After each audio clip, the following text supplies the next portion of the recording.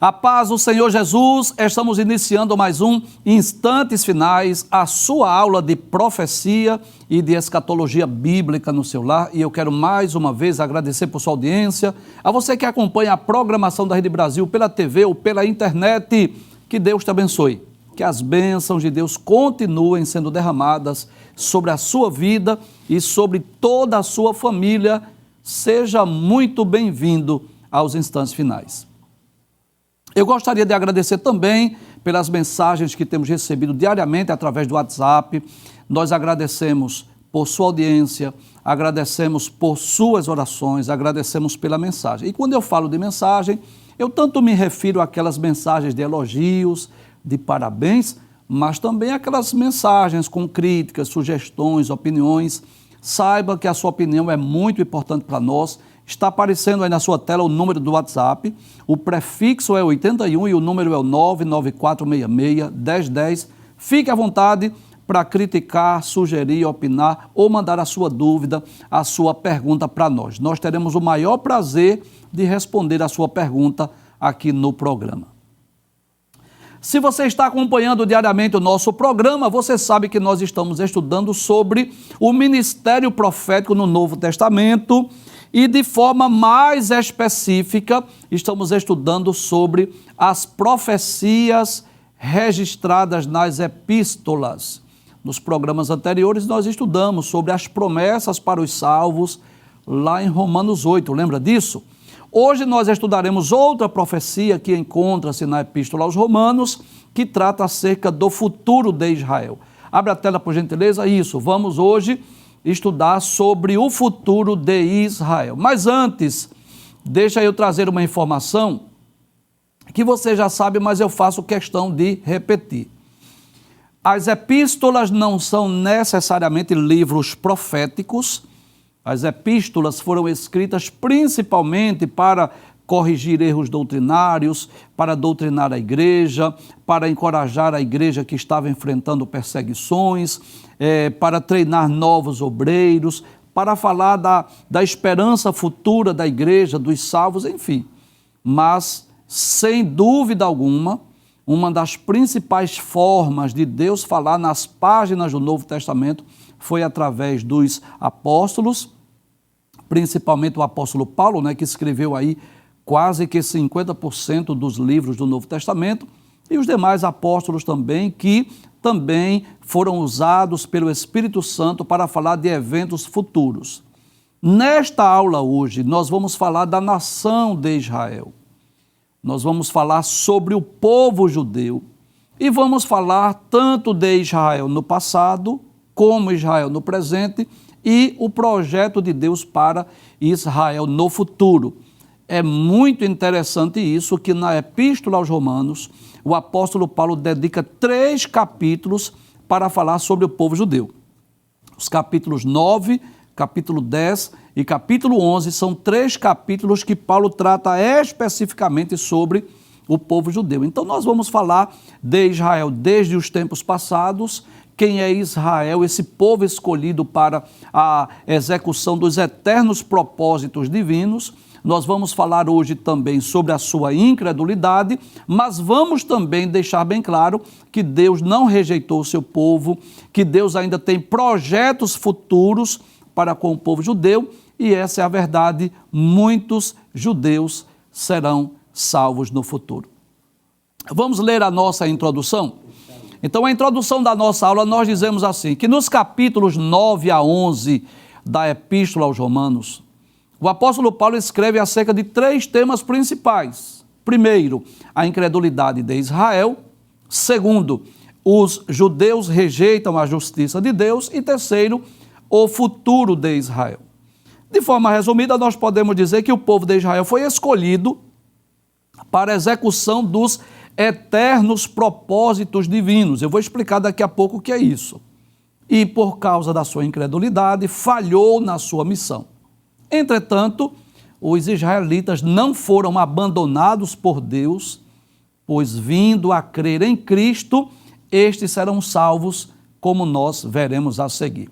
Então, antes de nós estudarmos esse texto, eu gostaria de explicar algo aqui que eu considero muito importante. Primeiro, se você estiver com a sua Bíblia, é bom que você esteja com a sua Bíblia, nós vamos lembrar que o capítulo 9, ele possui 33 versículos. Capítulo 10, 21 versículos, e o capítulo de número 11, 36 versículos. Nós selecionamos alguns versículos, porque não será possível lermos todas as referências. Mas se você deseja conhecer melhor esse assunto, se você deseja se aprofundar mais, eu lhe aconselho você ler todo esse texto, capítulos 9, 10 e 11, para você ter uma compreensão do assunto de forma mais detalhada. Então, o que foi que fizemos? Selecionamos alguns versículos para nós trazermos um resumo do que Paulo trata no capítulo, mas deixando bem claro que não será possível nós estudarmos versículo por versículo. E também, antes de nós estudarmos esse texto e a profecia acerca do futuro de Israel, nós gostaríamos de falar um pouco sobre a nação de Israel, que foi escolhida por Deus para a execução dos seus eternos propósitos. Se você tem uma Bíblia, eu quero lhe convidar para você ler no livro do Êxodo, capítulo de número 19, eu quero ler os versículos 5 e 6, que é aquela ocasião que os filhos de Israel haviam saído lá do Egito, havia passado pelo Mar Vermelho, estava na sua peregrinação no deserto e chegaram lá na península do Sinai, lá no Monte Sinai, onde Deus fala com Moisés. E Deus, através de Moisés, entrega uma mensagem para o povo de Israel. Deus diz assim: agora, pois, se diligentemente ouvides a minha voz e guardardes o meu conserto, então sereis a minha propriedade peculiar dentre todos os povos, porque toda a terra é minha, e vós me sereis reino sacerdotal e povo santo. Estas são as palavras que falarás aos filhos de Israel. Então, quando nós dizemos que Israel foi chamada para ser essa propriedade peculiar, este povo santo, esse reino de sacerdotes, é porque Deus escolheu dessa descendência, dessa família de Abraão, Isaque e Jacó, para formar uma grande e poderosa nação, para que através dela Deus pudesse se revelar ao mundo. Eu diria que o primeiro propósito de Deus chamar a semente de Abraão para ser a sua propriedade peculiar e ser um reino de sacerdotes é para Deus revelar-se ao mundo, Deus fazer-se conhecido no mundo. Este era o desejo de Deus, fazer-se conhecido em todo o mundo a partir do povo de Israel, a partir do povo hebreu. E eu posso até lembrar algumas ocasiões em que Deus ficou conhecido em outras nações, por exemplo, através de Daniel, de Sadraque, Mesaque e Abednego, Deus ficou conhecido lá em Babilônia, através, por exemplo, de Jonas, o Senhor ficou conhecido lá em Nínive, enfim, várias ocasiões que através do povo de Israel, o Senhor se fez conhecido a outros povos, a outras nações. Mas não só isso, em segundo lugar, Deus chamou a nação de Israel para que, através deste povo, desta nação, ele nos desse as sagradas escrituras, a Bíblia Sagrada. Foi através desse povo que Deus escolheu cerca de 40 escritores. E detalhes, o povo de Israel não foi responsável só em escrever a Bíblia, as sagradas escrituras, mas também ficaram responsáveis de preservá-la, de fazer as primeiras cópias, de canonizá-la, ou seja, reconhecer quais livros foram inspirados. Para quê? Para que esta palavra chegasse hoje em nossas mãos. Mas o terceiro, maior propósito, o principal objetivo de Deus chamar essa nação foi para que através de Israel enviasse o Cristo, o Messias, o Salvador do mundo, para que o desejo de Deus era que Israel recebesse o Messias e anunciasse o Messias, propagasse o Messias, anunciasse o Messias para todo mundo. Este era o desejo de Deus. Lamentavelmente, Israel falhou pelo fato de não crer que Jesus era o Cristo, o Messias. Israel falhou nesse aspecto e aí surge a necessidade de Jesus instituir a sua igreja para propagar a mensagem do Evangelho. Então, quando nós falamos dos eternos propósitos de Deus, estamos falando desse propósito. Qual? De receber o Messias e anunciar o Messias para o mundo inteiro. E é baseado nessa introdução que nós vamos ler alguns textos bíblicos, começando lá pelo capítulo de número 9. Nós dissemos que Paulo aborda 3 temas principais nos capítulos 9, 10 e 11 da Epístola aos Romanos, e se você estiver com a sua Bíblia, você pode até conferir. A epígrafe ou título do capítulo 9 diz: tristeza de Paulo por causa da incredulidade de Israel. Passa a tela, por gentileza. Então, o primeiro tema que nós vamos abordar hoje é a incredulidade de Israel. Ora, traz a tela para eu explicar algo que eu considero importante. O nosso principal objetivo hoje, falando de forma profética, é falar sobre esse tema aqui, olha, o futuro de Israel, tá bem?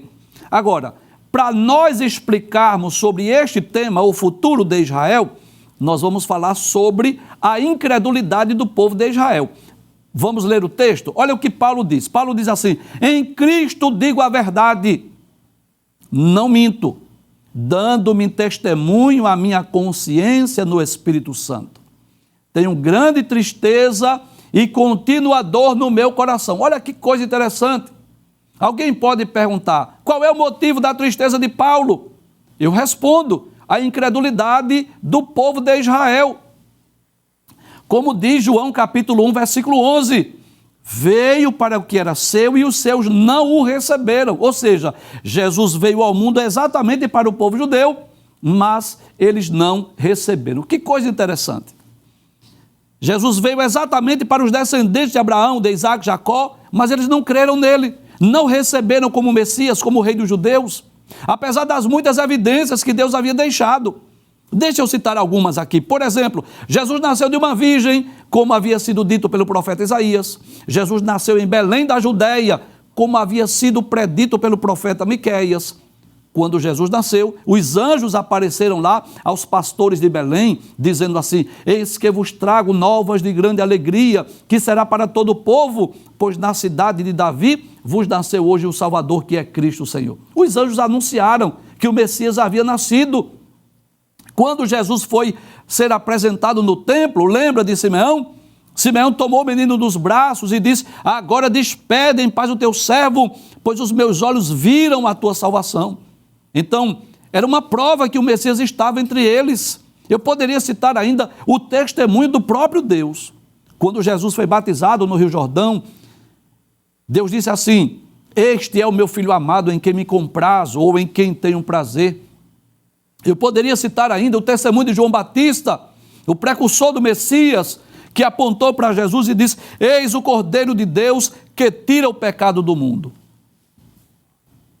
Estas são apenas algumas das muitas evidências que Deus deixou. Mas, apesar de todas as provas, de todas as evidências que Jesus era o Messias, que ele era o rei dos judeus, que ele foi enviado por Deus, infelizmente os israelitas não creram, mesmo tendo em mãos as sagradas escrituras do Antigo Testamento. Deixa eu reler mais uma vez esse texto que fala sobre a incredulidade de Israel. Aí Paulo diz assim: em Cristo eu digo a verdade e não minto, dando testemunho à minha consciência no Espírito Santo.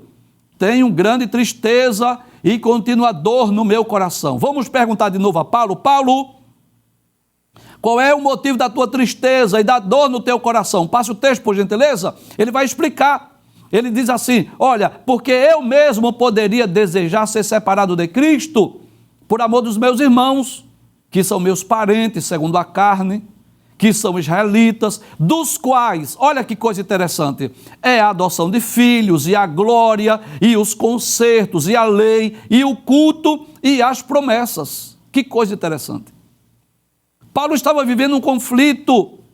Por quê? Porque crer em Cristo, agradar a Deus, significava desagradar os seus irmãos, os israelitas. É por isso que ele diz assim: por amor dos meus irmãos, eu até poderia me afastar de Cristo. Eu até faço questão de lembrar isso. Que aquele conflito vivenciado por Paulo é uma realidade na vida de muitos crentes. Sabia disso?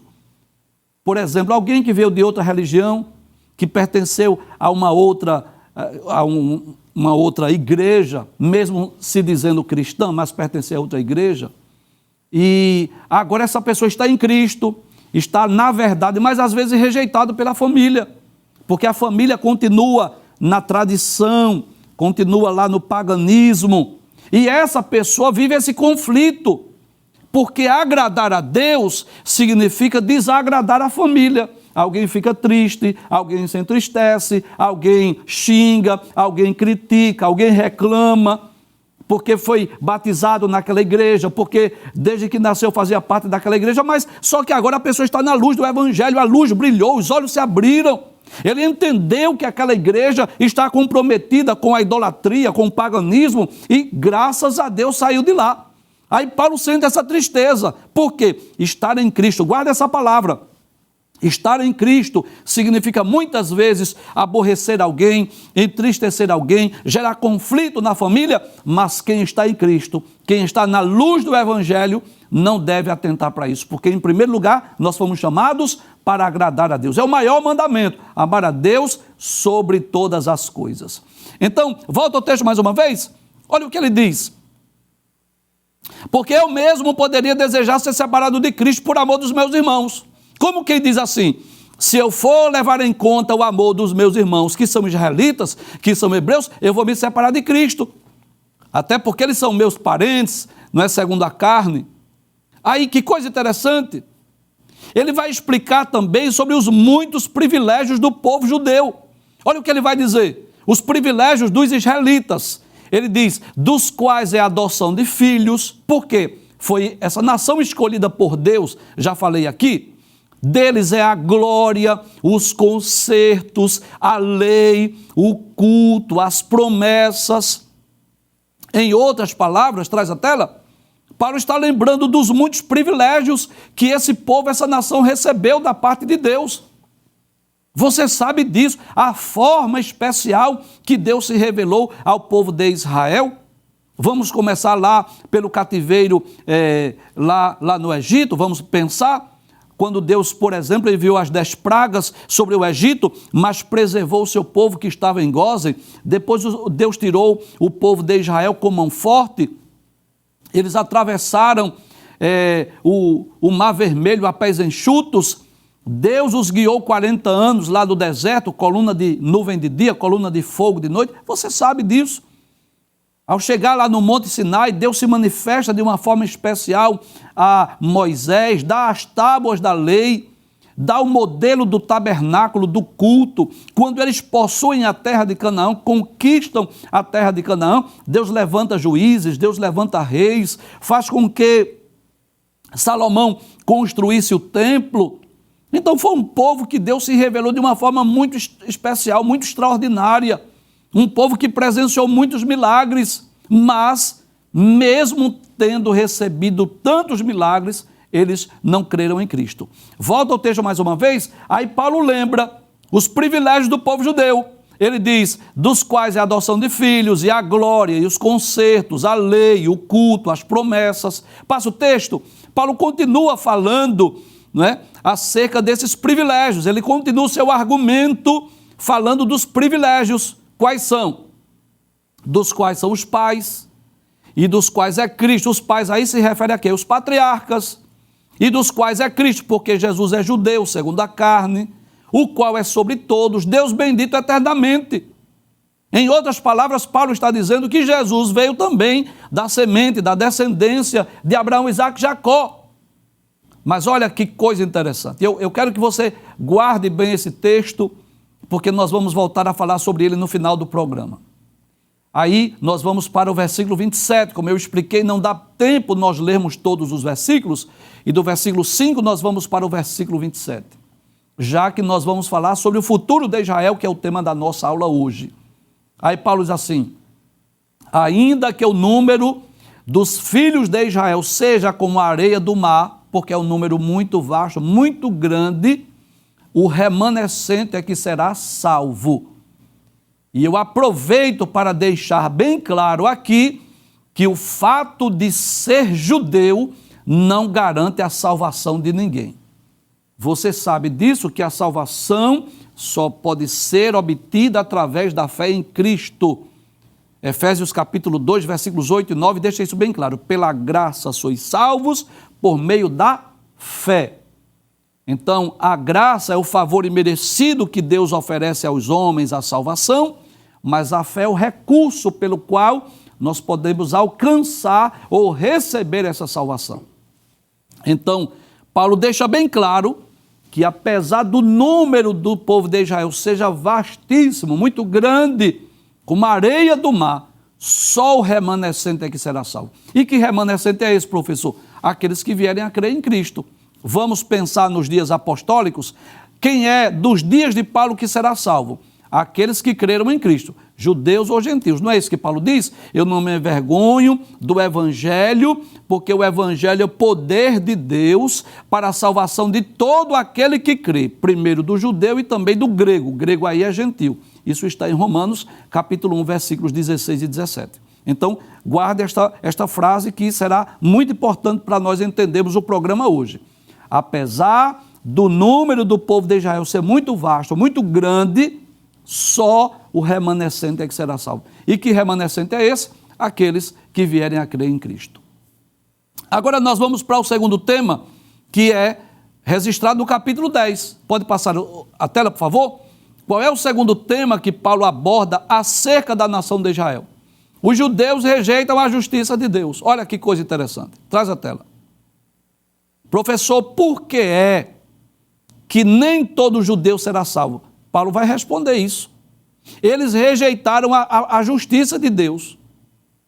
Ele deixa isso bem claro no capítulo de número 10. A epígrafe do capítulo 10 diz: os judeus rejeitam a justiça de Deus, como está aqui neste subtema. Vamos ler o texto? Aí veja o que Paulo diz. Olha, se esse texto não corrobora, não confirma com o que eu acabei de falar. Que eu acabei de dizer que o fato de ser judeu não garante salvação a ninguém. Paulo vai dizer assim: irmãos, glória a Deus. O bom desejo do meu coração e a oração a Deus por Israel é para a sua salvação. Olha que coisa interessante. Paulo está dizendo assim: o desejo do meu coração e a minha oração a Deus por Israel é para a sua salvação. Ou seja, eles ainda não são salvos. Aí ele diz: porque lhes dou testemunho de que tem zelo de Deus, mas não com entendimento. Traz a tela. Então é muito bom ter zelo por Deus, pelas coisas de Deus. Agora detalhe: além do zelo é preciso ter o entendimento. Você sabe qual é a maior prova disso? É o próprio Paulo, que quando ele era aquele Saulo de Tarso, ferrenho perseguidor da igreja, aí você pergunta: professor, será que ele era ateu? Não, claro que não. Ele era judeu, ele era um fariseu da tribo de Benjamim, criado aos pés de Gamaliel, conhecedor profundo das Escrituras. Se alguém me perguntar, Saulo tinha zelo por Deus? Sim, mas o que faltava? Entendimento. E com muito respeito, mas eu preciso lhe dizer isso. Tem muita gente que tem zelo de Deus, mas falta entendimento. Às vezes estão pertencendo a uma religião em que Deus não está naquele lugar. Faz parte de um grupo religioso em que Deus não aprova aquelas práticas, em que as doutrinas pregadas, ensinadas naquela igreja, naquele grupo, não está de acordo com as Escrituras. Então, os devotos que ali estão, eles têm até zelo, mas falta o quê? Falta entendimento. E o zelo sem entendimento não gera salvação. É preciso ter o zelo, e zelo aí eu falo, aquela pessoa que tem no coração o desejo de agradar a Deus, de servir a Deus, de fazer a vontade de Deus, mas a fé está no lugar errado, numa crença errada. Às vezes a pessoa ainda está presa ao paganismo, à idolatria, doutrinas antibíblicas. Então é preciso ter o zelo, o desejo de agradar a Deus, mas com entendimento. Crer de forma verdadeira. Então foi isso que faltou no povo judeu. E veja o que é que Paulo diz. Volta ao texto mais uma vez. Eu dou testemunho que tem zelo de Deus. Eles até têm zelo de Deus, são cuidadosos, zelosos, não é? Com os seus cultos, as suas formas de cultuar, de adorar a Deus, mas não com entendimento. Agora, Paulo, eu queria que você me explicasse melhor, Paulo, porque só esses 2 versículos não deu para entender. Você pode me explicar melhor? Passa o texto. Aí Paulo vai dizer assim, Paulo vai explicar o que é o zelo sem o entendimento. Ele diz, porque não conhecendo a justiça de Deus e procurando estabelecer a sua própria justiça. Então, essa falta de entendimento dos judeus foi porque, primeiro, não conheceram a justiça de Deus. Segundo, procuraram estabelecer a sua própria justiça. E assim, não se sujeitaram à justiça de Deus. Professor, o senhor pode me explicar melhor? Posso, traz a tela. A justiça de Deus é através do sacrifício de Cristo, da morte de Cristo. Você sabe disso, que Jesus veio ao mundo para satisfazer a justiça de Deus. Porque a justiça de Deus exigia que alguém santo, puro, inocente, imaculado, separado dos pecadores morresse por nós, pela humanidade. E Jesus veio ao mundo com esse objetivo, satisfazer a justiça de Deus, pagar uma dívida que nós não poderíamos pagar. Só que os judeus rejeitaram isso. E eles quiseram estabelecer a sua própria justiça. Como? Ainda nas práticas da lei, do antigo pacto, da antiga aliança, que foi dada de forma transitória. O objetivo da lei, a lei é santa, é justa, é boa. Foi Deus quem deu a lei, mas há aspectos da lei que são transitórios, que não são princípios eternos. Quer que eu dê um exemplo? Eu vou dar. Qualquer pessoa que vai a Israel hoje, ele tem a oportunidade de visitar o Muro das Lamentações. Qualquer peregrino, qualquer viajante, qualquer turista que vai a Israel, é quase que uma obrigação ir lá no Muro das Lamentações. Ele vê ali as ruínas, não é? Aquele muro que faz lembrar o templo que foi destruído no ano 70 da era cristã pelos romanos. E os judeus estão ali de forma reverente, lendo a Torá, as Sagradas Escrituras, fazendo as suas preces, as suas orações. Você já deve ter visto, não é? Com aquele movimento de reverência, você já deve ter visto isso. Qual é o maior desejo do judeu? Isso, reconstruir o templo. Para quê? Para oferecer holocaustos e sacrifícios. Para nós é desnecessário. Não precisa mais oferecer bode, ovelha, cordeiro, novilho. Por quê? O sacrifício único e perfeito já foi realizado por Cristo. Jesus já veio satisfazer a justiça de Deus. Veja o que João diz na primeira epístola, capítulo 2, versículo 1 e 2. Filhinhos, essas coisas eu vos escrevo para que vocês não pequem. Agora, se alguém pecar, nós temos um advogado para com o Pai. Jesus Cristo, o justo, ele é a propiciação dos nossos pecados. E não apenas dos nossos, mas do mundo inteiro. Jesus veio para morrer pelo mundo inteiro. Quando Jesus celebrou a Páscoa, instituiu a ceia, Jesus distribuiu pão entre os discípulos, deu o cálice, disse, tomai, comei, isso é o meu corpo, bebei dele todos, isso é o sangue do Novo Testamento, o sangue da nova aliança que é derramado por vós. Então Jesus é aquele Cordeiro de Deus que veio para justificar a humanidade. Pagar o preço do nosso resgate, da nossa redenção, ele veio para satisfazer a justiça de Deus. E os judeus não creram nisso. Volta ao texto mais uma vez. Aí Paulo diz assim, qual foi o erro dos judeus? A falha dele. Primeiro, não conheceram a justiça de Deus, ou seja, não creram em Cristo. Segundo, procuraram estabelecer a sua própria justiça. De que forma? Ainda guardando a lei, o Antigo Testamento, o Antigo Pacto, as leis cerimoniais. Terceiro, não se sujeitaram à justiça de Deus, ou seja, não se submeteram ao senhorio de Cristo. Aí Paulo conclui dizendo, olha, porque o fim da lei é Cristo para a justiça de todo aquele que crê. Traz a tela. Em outras palavras, Paulo diz que a lei foi dada exatamente para mostrar a pecaminosidade do homem e fazer com que o homem creia em Cristo. Se você ler o livro dos Atos dos Apóstolos, você vai perceber isso. Que Paulo chegava nas sinagogas, dia de sábado, e o que era que Paulo fazia? O tema central da mensagem de Paulo, provar pelas Escrituras que Jesus é o Cristo. Provar que Jesus veio ao mundo para morrer pelos nossos pecados. Isso aí os judeus não creram. Passe a tela, por gentileza. Aí, ainda no capítulo 10, versículos 20 e 21, Paulo vai trazer à memória aí uma profecia de Isaías, dizendo assim, e Isaías ousadamente diz, olha que coisa maravilhosa, fui achado pelos que me não procuravam ou buscavam. Quem são esses? Claro, os gentios. Aqueles que não buscavam a Deus acharam, os gentios, nós. Fui manifestado aos que por mim não perguntavam, os gentios. Ele se manifestou aos gentios.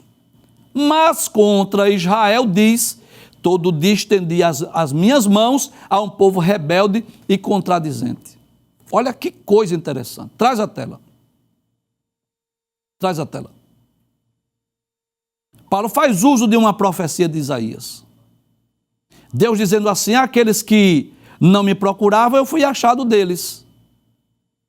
Agora, todos os dias eu estendi as mãos a uma nação rebelde, contradizente. O que era que Deus estava dizendo através de Isaías e Paulo está trazendo na memória?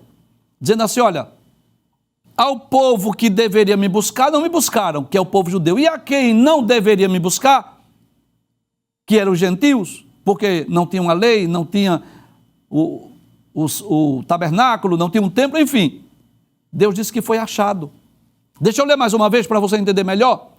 Ele traz à memória, a lembrança, uma profecia de Isaías, dizendo assim, fui achado pelos que me não buscavam, fui manifestado aos que por mim não perguntavam, referindo-se aos gentios, as nações que não são de Israel. Mas contra Israel diz assim, todo dia estendi as minhas mãos a um povo rebelde e contradizente. Que coisa interessante. Os gentios acharam a Cristo, creram em Cristo, receberam Jesus, e os judeus rejeitaram. Passe a tela, por favor. Olha que coisa interessante.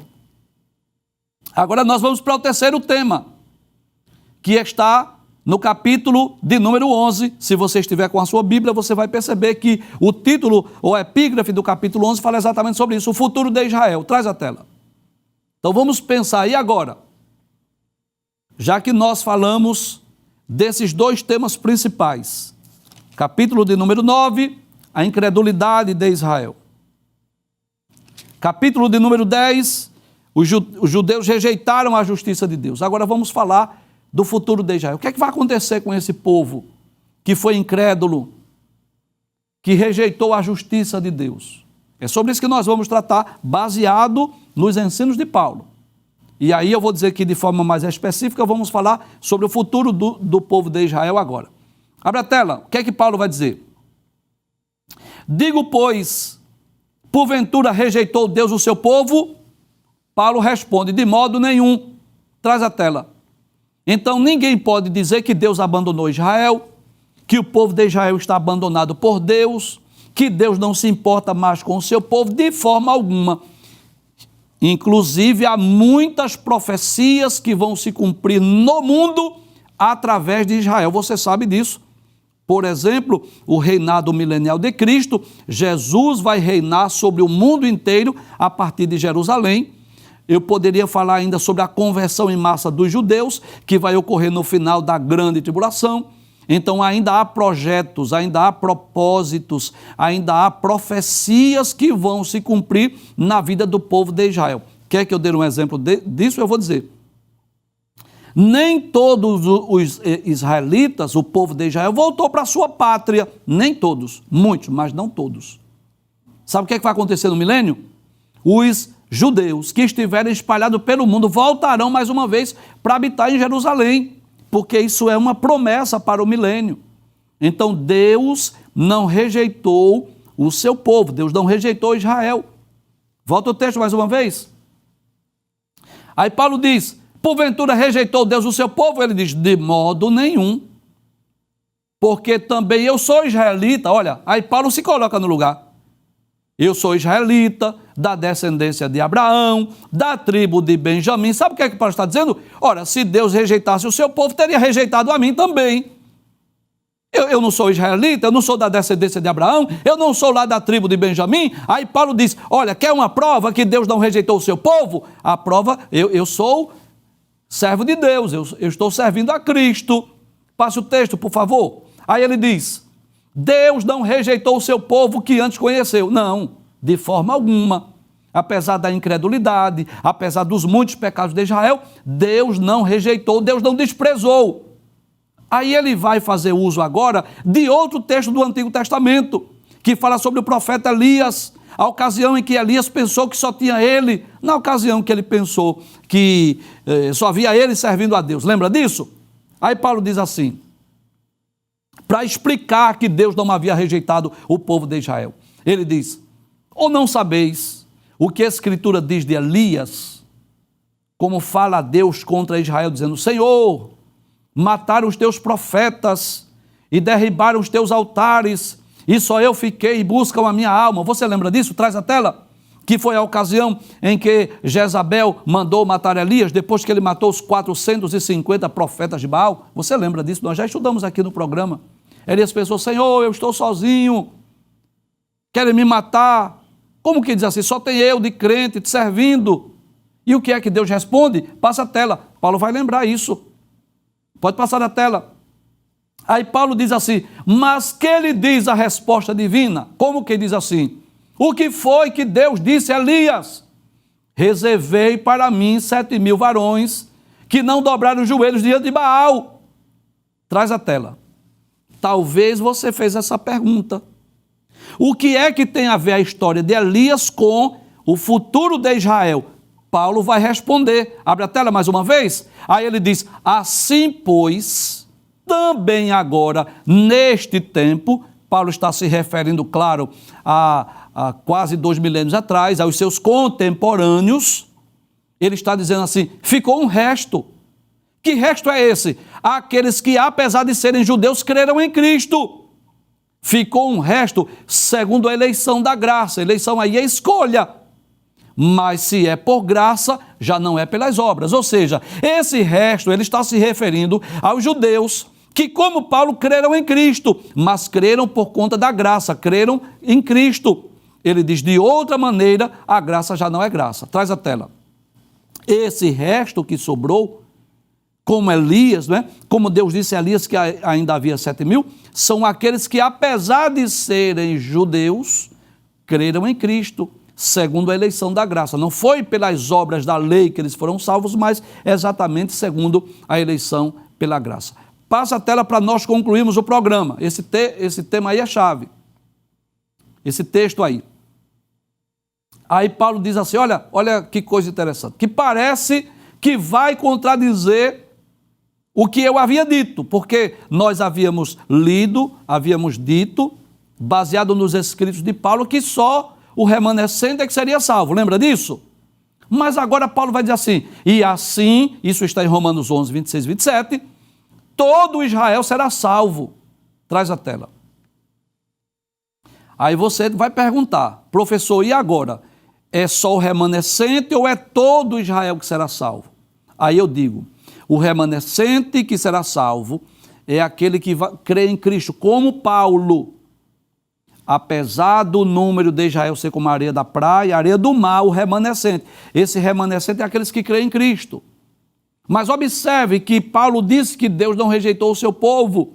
Significa dizer que no período sombrio da grande tribulação, quando a nação de Israel, o povo judeu, descobrir que o anticristo não é o Messias, é ali que vai haver a conversão de Israel. É durante o período da grande tribulação que os judeus serão salvos. E é nessa ocasião que eles vão esperar Jesus descer sobre as nuvens do céu com poder e grande glória. E aí sim, estes é que serão salvos.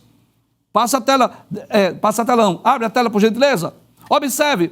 Aí Paulo vai dizer assim: e assim todo Israel será salvo, como está escrito: de Sião virá o libertador, e desviará de Jacó as impiedades. Então, essa salvação que Israel, todo Israel será salvo, é no futuro, os que estiverem na terra no período sombrio da grande tribulação. Ele diz: e este será o meu conserto com eles, quando eu tirar os seus pecados. Eu vou pedir, por favor, para colocar aquele mapa escatológico, para eu explicar isso no mapa para você entender melhor, não é?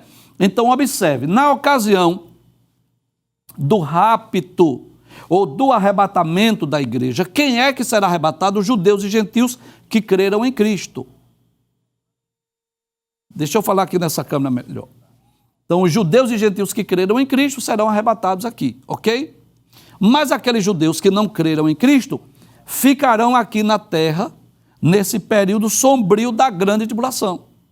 Nesta primeira metade, Israel vai fazer um pacto com o anticristo vai fazer um pacto com Israel, os judeus serão enganados porque vão pensar que é o Messias, o verdadeiro Messias, mas da metade da semana, como está em Daniel 9, 27, como está em Mateus capítulo 24, versículo 15, aí os judeus vão se rebelar contra o anticristo, porque ele vai profanar o templo.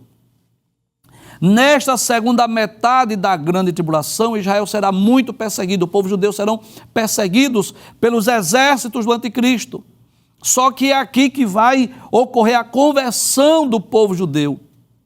Eles vão dizer assim, quem é o verdadeiro Messias? Aí vão dizer assim, é aquele que os nossos pais mataram.